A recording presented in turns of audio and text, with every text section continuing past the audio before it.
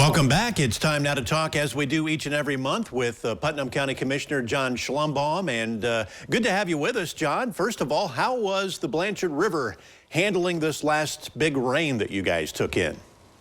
Well, to my knowledge, we didn't have anything out in the village of Ottawa.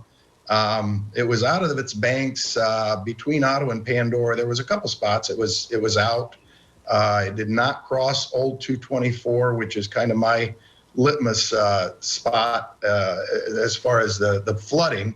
It was up close to the road, but it did not cross. So that's a good thing.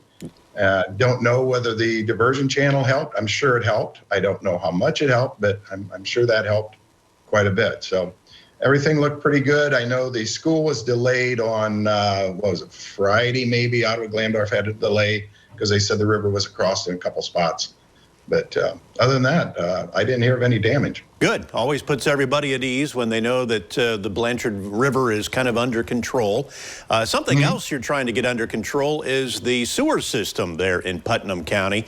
This goes all the way back into the 1970s. So why don't you kind of catch us up to date as to how everything works over there in Putnam County? Okay. Back in the 70s, there's a couple of communities. One of them is north of Ottawa. We call that Sewer District 2. And one of them is on the east side of Ottawa, and that's Sewer District 1. And the EPA put those areas under what we call findings and orders. In other words, do something and do it quick.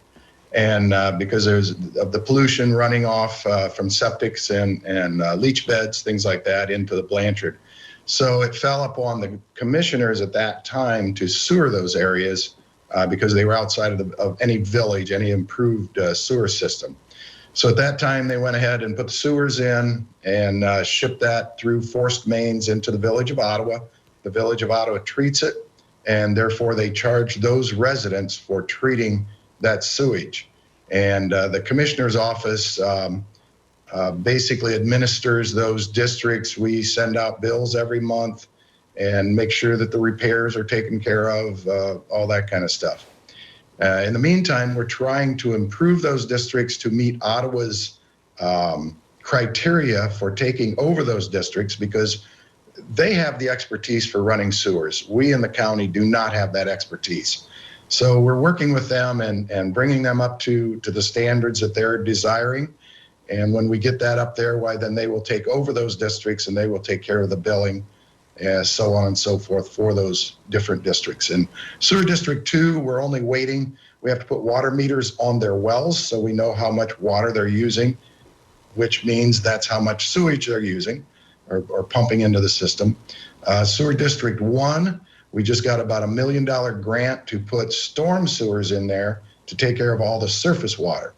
Because when you have surface water, which is storm water versus sanitary sewer, it has a way of penetrating into the sanitary sewers, and we don't want to treat that. That can go right into the river. So we're in the process of putting storm sewers into Sewer District 1, which is on the east side of Ottawa. And as you were telling me, you're happy to get this over with because you don't want to be in the sewer business. No, the county does not have the expertise to do that. So we will gladly turn it over to Ottawa and thank them for helping us out with this. All right, John, thank you so much for the update on the sewer system and the Blanchard River, and we'll be back with more right after this.